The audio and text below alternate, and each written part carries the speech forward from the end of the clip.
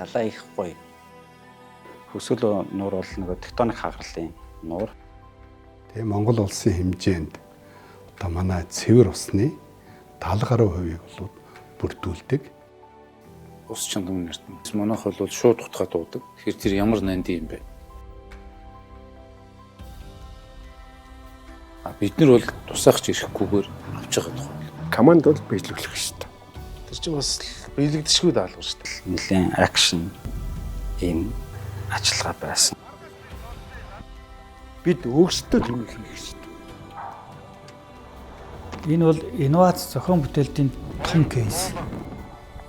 Тэнд оролцсон хүмүүс болгон би бол ямар ч байсан Монгол эрхний бодлоо би ийм хийсэн шүү гэж хэлэх хэрэгтэй. Байгаль экологоо хадгалж хамгаалж үлдсэн маш том үеийн ажил.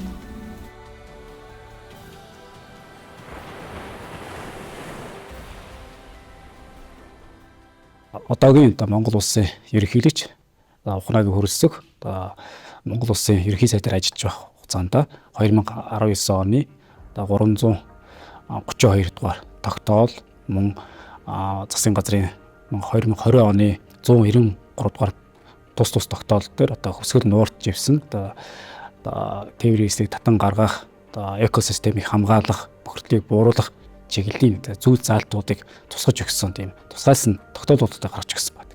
Өсөлт одоо бол та бидний одоо энэ Монголын ард түмнийг удаалж байгаа хамгийн гол алаа тийм ээ.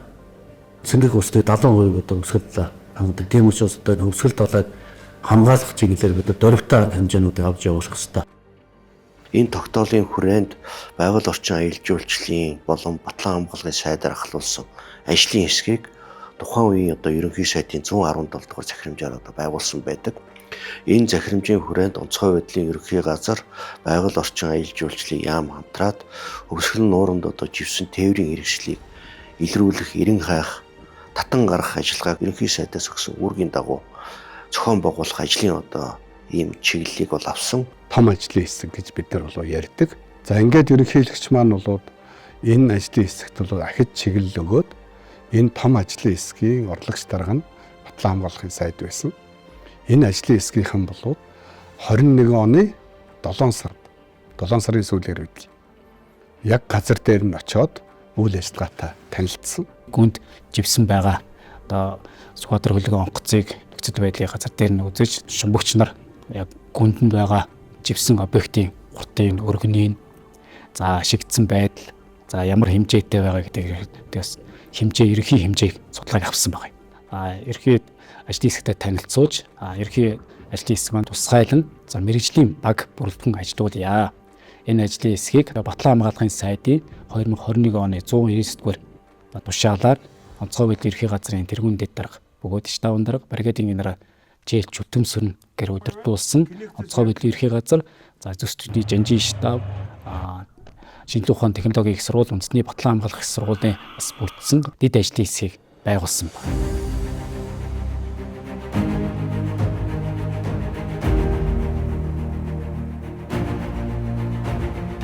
Бидэнд одоо өгсөн үүрэг батлан хамгаалахын сайдын жишээлээр ажлын хэсэг байгуулахдаа одоо гүнд одоо шигдсэн тэр хөлгийн онгоцыг татан гаргах судалгаа хийх.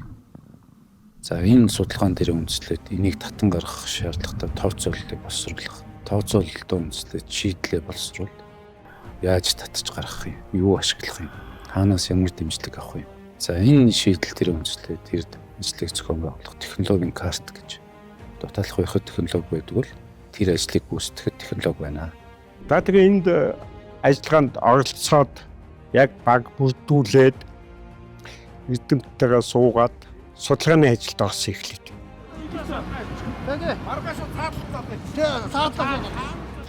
Тэгээ судлах тусам өдөө болгон нөгөө ачаа минь аймаг хүнд болоо яваад байхгүй юу?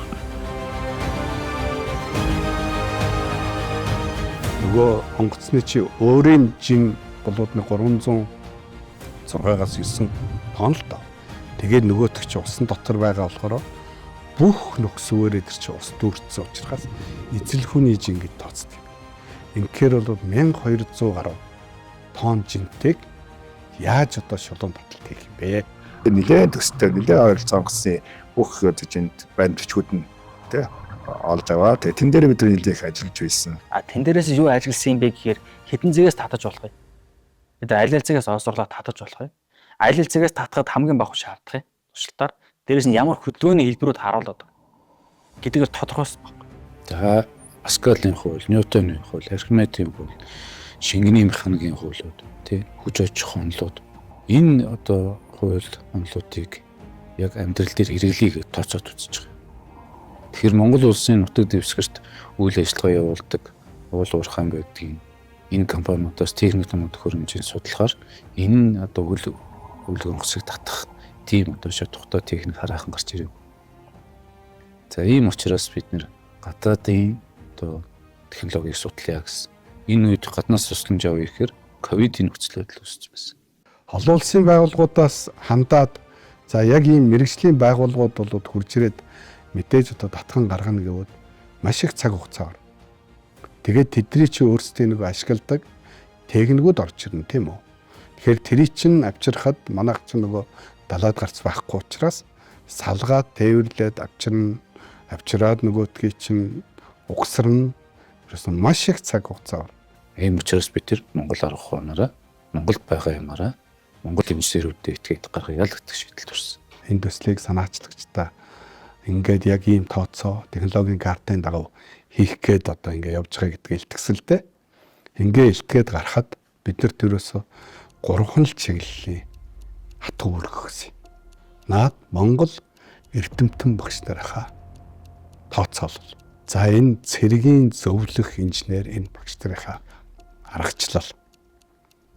Монгол аврагч нарынхаа ур чадвар дээр энэ ажлыг хийнэ. Гэхдээ нөхөрмөн чи гэж байгаа.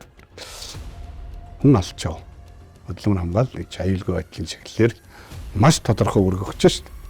Тэл бид мэдлэг үүсгэгээ л гарсан.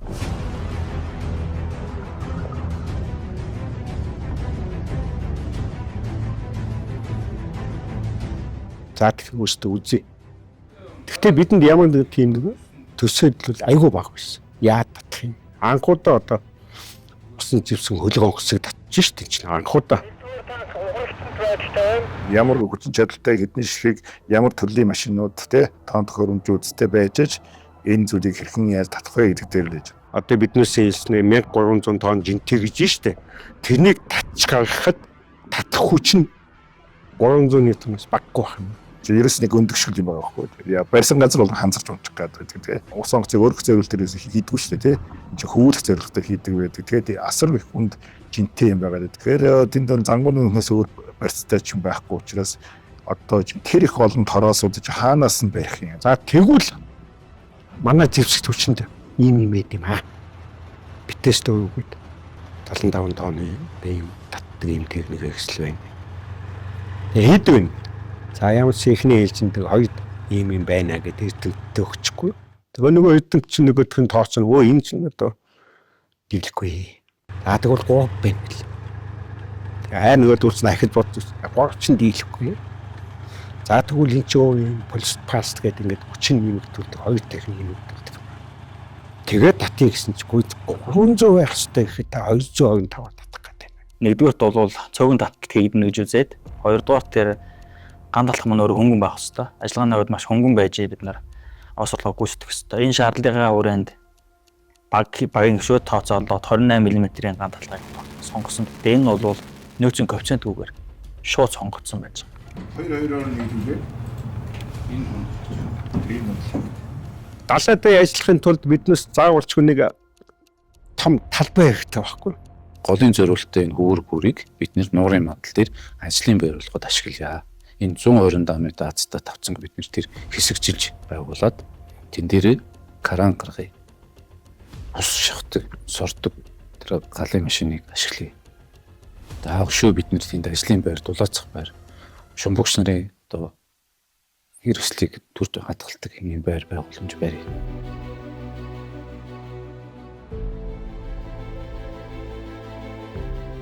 сард энэ нуур хөлдөж эхэлдэг гэсэн юм прогноз байсан. Тэгээ нэгэнд хөлдөөд эхлүүл бид нар одоо бас улам их хүч орноо. Төмөгчин нүүд дулаан дамжуулах, температур дамжуулах маш сайн материал. Тэгээ доод газартаа авчаад шууд барьсалцчих. боломжууд нэлээд гарна. Тэгээ энэ болгоноос нь уртж яаж одоо энэ эсхүүцийг даах үгээр ерөөс цаг хугацаа хажих хэрэгтэй юм. Тэ? Цаг хугацааг хожихын тулд бид нар хийж байна. Маш хурдтай зөв шийдвэр гаргаад зөв үнэлгээгээл тэгэл гарах гэсэн. Ингээд бид нэр одоо 9 сарын сүүлээр Улаанбаатар хотоос энэ эрдэнтээс ялгантаас яг одоо өгдсөн цагт үүрээр одоо хөдөлгөөнийг зэрэг үйлдсэн. Энэ болгон дээр бол бүх анги салбар техник хүн хүчүүд маань нэгдээд тэгээд одоо хөвсгөлийн хатгал руу бол хөдөлгөөний үйлдэл байдаг.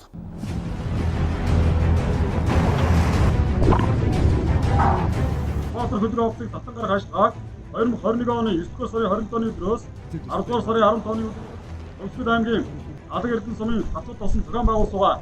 Усны гүнд ганц татлах тороосын холбогч, шумбагч, чимлэгийн ажилчид, за хөөргүүрийн угсрагч, за татах механизмын ажилтан, за ардтал хангамжийн ажилтан, за шатуун тасалдгүй хангах одоо бүрэлдэхүүн гэх мэтсэн ингээд 10 төрлийн одоо ажлын байр дээр 120 албаагчдыг хуваарлан ажиллагааг зохион байгуулсан. Орган дэжүүс таттер гаргав. Тэр олон жил 30 жил ингээд бүх шавар тавтагдсан юмыг ингээд лаг байцсан байгаа юмыг биднээс эхэлж хөндөөлөх хэрэгтэй юм байна. За яаж хөндөөлөх? Суурин дээр нэргүүлэх тооцоо эдгээр хийж ирсэн. 7.6 метрийн өндөртөө хөшүүрэг тавиад татахад бол за нэг 275 тоноор эргүүлчихнэ гэж гарч ирсэн. Тэр чи одоо богино объект биш шүү дээ. 40 метрийн уртын дагуу 3-4 шам босгож ийж тийм хөшүүргийн мөрөө ашиглаж босгож ийж бол татах. Эргүүлэх суурин дээр нэргүүлэх боломж бол өндөө байсан л та. Тэр объект бол өөрөө бол тийм хэмжээний даацыг дааж чадахгүй. Анх бол бид нар бол яг төлөвлөлтийн баримтчиг дээр болохоор 14 хоногийн хугацаанд ажиллачнаа. Одоо боломж нөөц боломжоо өндөө тулгуурлаад татах хүчний тооцоо дээр үндэслээд технологиатор боловсруулсан болж батлуулсныхаа үндсэн дээр ийм шийдвэр гаргацсан. Газар хондорчсон. Эхний даталтын одоо ач холбогдол нь юу вэ гэвэл 14 хоног худлаа юм байна гэдэг нь батлсан. За нэг 7 онцол байж харих юм бодоод солих хуцсыг баг аваагүй шахвал нэг үргэлжлүүлээд гараа явцсан юм шүү дээ. Тэг их хамрахнаар бодож сайхнаар л бодож байна гэсэн. Эхний даталтын бас нэг үр дүн юу вэ гэвэл үнэхээр хүч хэрэгтэй юм байна. Хоёрт нь биднээс ямар дүгнэлт хийсэн гэхээр биднээс зөв гоцроос татаад байна уу? Гурав дахь дүгнэлт нь энэ доторх ачааны одоо жин нэмэгдсэн дутуу тооцогдсон юм байна уу? Судалж боломгүй л байсан л та. Гүнд одоо ямар байдаг нь урд нь одоо тэр нуурын явуулын байдал ямар одоо хөрштэй, ямар одоо хавуулан чанартай байдгийг тэрийг бид нар мэдэхгүй байсан учраас мэдэхгүй зовлонд бас унжсэн. Дахиад дээрэс нь нөгөө хийж байгаа үйлдэл болгон маань хүний нүдэнд харагдах орчин байхгүй. Дандаа одоо ингээд өсөн доор хийгддэг. Бид нар чинь шумбахтаа камерт орсон доор болж байгаа процессыг эрдэмтдтэй гарч ирээд бид нар хэлнэ. Дараа нь бичлэг гаргаж ирээ үзээд за энэчээс нь холбож болно. Энэчээс нь ингэнүүдийг эрдэмтэд судалж гаргана. Энэ дийлэн энэ барьсан дийлэн энэ дийлэхгүй гэдгийг. Тэгээд тэрвээ шумбахаар болоод холбохоор болоод дийлэн төгрөөд орох юм бол тэнцэнэ тороосоор 22-ын бүдүүн тороосоор холболт юм. Тэрийг усан доогорч хэрч явна гэдэг чинь шумбаж байгаа юмд аим хүнд ажил. 4 шумбагч ороод тэр тороосоо өөртөө чирж байгаа доороос нь. Тороосны үзүүрийг одоо бүтэн нэг юм дуу хийгээд буцаагаад гаргаад ингээд 2 тороос хооронд нь буцааж холбох тийм үйл явц явж байгаа. Газар дээр гараад ирсэн хүн юм өргөж байгаа. Усан дор даралтан дор юм өргөж байгаа хоёр чинь шал ондоо шүү дээ. Даралтан дээрээс нь нөлөөлнө.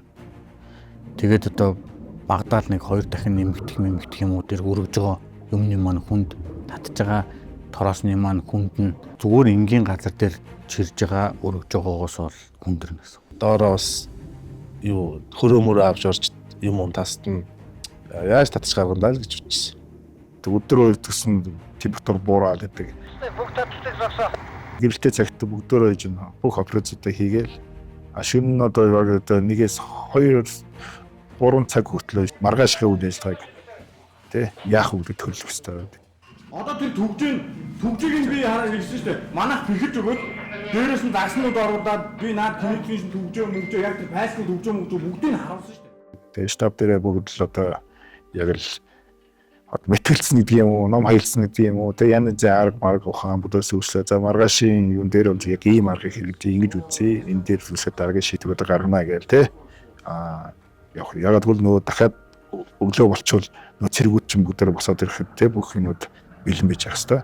Тагаан тоглох тацрах бол хэцүү шүү дээ. Яг үндэ тэр бүх ажиллагаа өөрөөгөө навсгаал ундаг. Бүх хүмүүсийн хөдөлмөр айгүй хөдөлмөр гарч байгаа шүү дээ. 5 тестүүд гээл тэр 5 6 залуучууд маш хөдөлмөрч ажиллаж байгаа. Тэ ууггүй ажилласараад тавиад бүхэн бэлдчихдэг. Нөгөө хэд маа тээвэрлж байгаа, осорлж байгаа. Шумбагч нар өөрөө яаж осорлж байгаа вэ те. Энд дээрээс осорлог гэлдэг чинь айгүй хүнд цэгээс айгүй хүнд газар ч осорлж байгаа шүү. Тэгээд осорлогоо нь өөрөө хүнд уснууд та те. Тэгээ энэ бүх улсуудын айгүй хүнд хөдөлмөрүүд ганцхан дээр таталтан дээр тасархаа тэгэл энэ чинь ямар л өлегтэй байх вэ.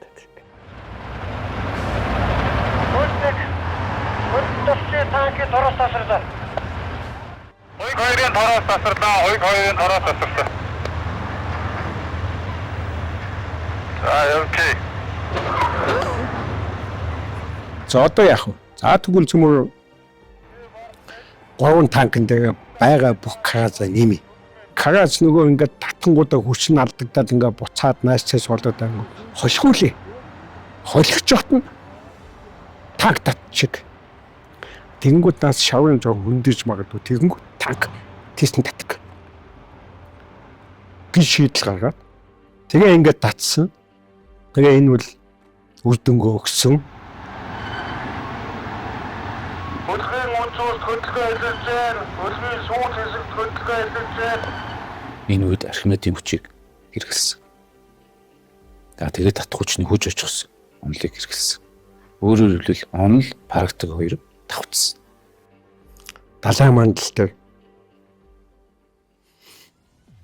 цагирнууд үүсчихсэн. За нэгэнд ингээ усны мандалтай, далайн мандалтай энэ янз бүрийн хөдөлгөөн, усан дор хөдөлгөөн илэрж байгаа шин тэмдэг илрээд ирэнгүүт битүүс 3 танк дээр ахаад 2 караз ч юм нэмээд шууд хойш нь татчих гэлж байгаа байхгүй. Тэгээд хөлөг онгоцны хамгийн дээдлийн нэг цамхаг гарч ирсэн дээ. Тэгвэл өстө хамгийн гайхамшигтай мөч хэлсэн. Тэнд байгаа бүх хүмүүс тэнд барилж онгоц гарчлаа. Яг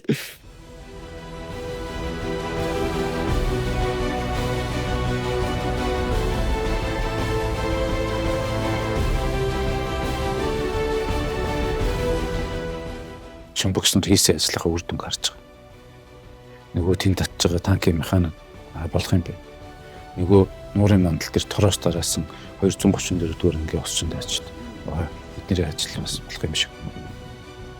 Тэр оройныхоо бол ямар дуу шуутай, ямар тийм гэгээлэг яриад байсан бэ. Энэ мэтлэнгээр ахаад таталт хийцсэний дараа бүтлгөө болох юм уу?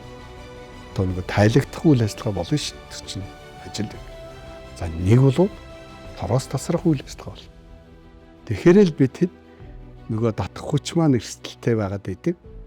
Жингээ яаж бууруулах вэ гэдэг дээр манай багш эрдэмтэд маш их анхаарсан. За олон тэнцэн санаа гарна шүү дээ. Тэр эзэл хүний жингэл багасгах гэдэг байгаа байхгүй юу? Хөвүүлэх боломжтой тэр юм технологийн картыг бас боловсруулж тооцоолол хийж өгсөн. Хөвөл олон улсын одоо жишгээр бол энэ төрлийн объектуудыг бас гарын хийлдэг бөмбөлгүүдийг хөлөг онгоцны бөөрөнд бахилж хийлж хөвүүлж гарах тийм технологи хэрэглэдэг юм байна. Тэгээ ковид үед нэг худалдаа авалт зөвлөсөн.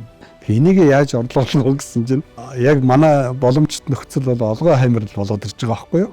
40 тонны Белазын 8 ширхэг олгой хамрыг Эрдэнэ төвлөрөөс хамгийн том одоо диаметртэй ковшийн олгой хамрыг Улаанбаатараас 24-г татж авчихсан.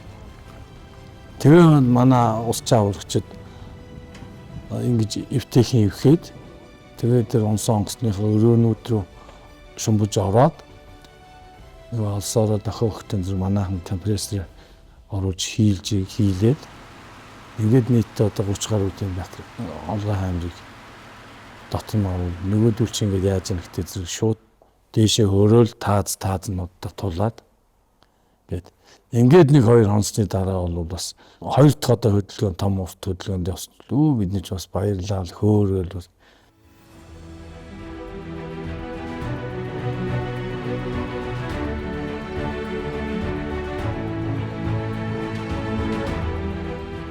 Энэ үед бол нөгөө л технологийн гардн дээр байгаа нөгөө ус сорох үйлчилгээгээ манайх хийсэн. Чадалтайж бид хэд нөгөө ус сорох машин техникүүдээ болоод томилгоочулсан байсан учраас тэнд бол усын ингэж соруулаад ахаал хөнгөрүүлээд байгаа.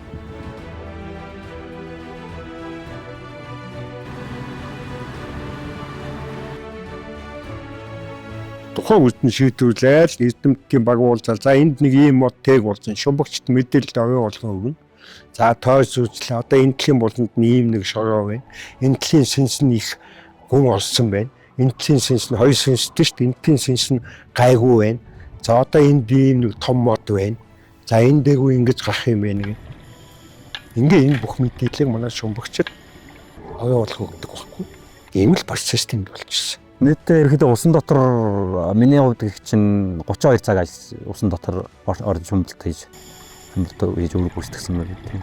За өдөрт бид нэр 23 см явуулж исэн ч өдөр би хамгийн дээд талдаа 56 см хөдлөж исэн ч өдөр би энийг дорооны тусламжтайгаар бид нэр хяналт авчихсан.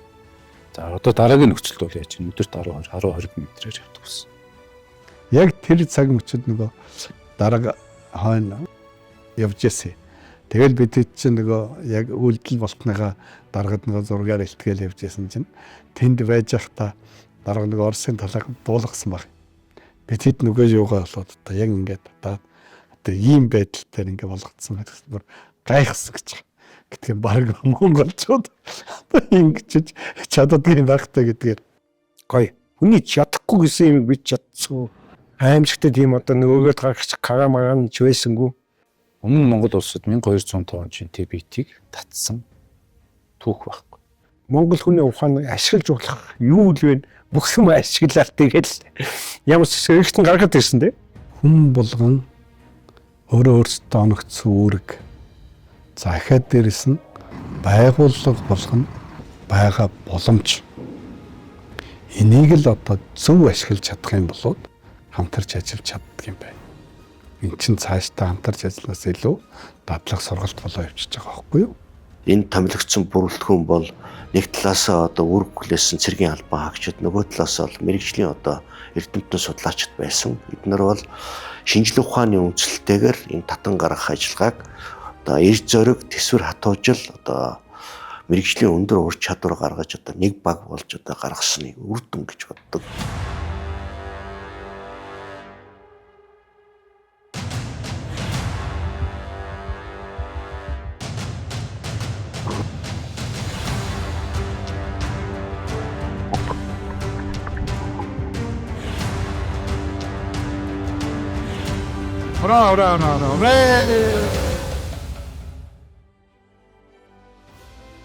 Энэ хөлөг онгоцыг татаж алсан явдал эхлэл байлаа. 2024 он гэхэд одоо өсөлт 70 явуулж ивсэн бүх одоо машин техник институтыг татан гаргана.